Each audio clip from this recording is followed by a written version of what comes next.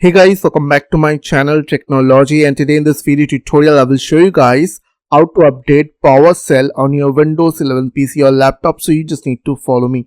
So firstly, what you have to do, you just need to open PowerShell. For that you just need to go to your start or search window and type PowerShell and right click on Windows PowerShell and click on Run as Administrator.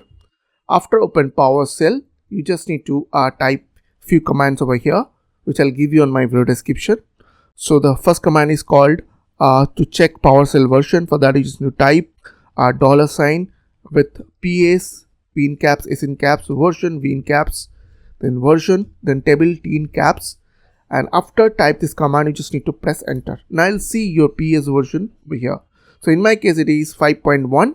Okay. So now I'll see the available PowerShell version. So for that you just need to type winget space search space Microsoft.PowerShell. Okay, so after type this command you just need to press enter, and now as you can see right now two versions is available. One is 7.4 and 7.5. The 7.5 is for preview one and stable version is 7.4. So if you want to upgrade your PowerShell, for that you just need to type the command is called winget, then space install space --id. Then you just need to copy the stable one or preview one. So I'll copy the preview one. So I'll copy the id, just select and right click, and after that right click over here.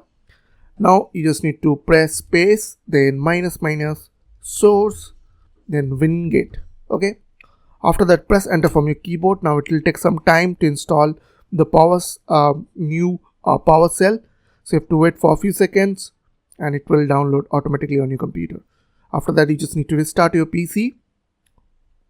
So I hope this quick tutorial will really help for you, and please don't forget to click on the subscribe button, like button and share button, and if you have any queries or question then comments down below. I will see you guys in the next video. Till then, bye bye, take care.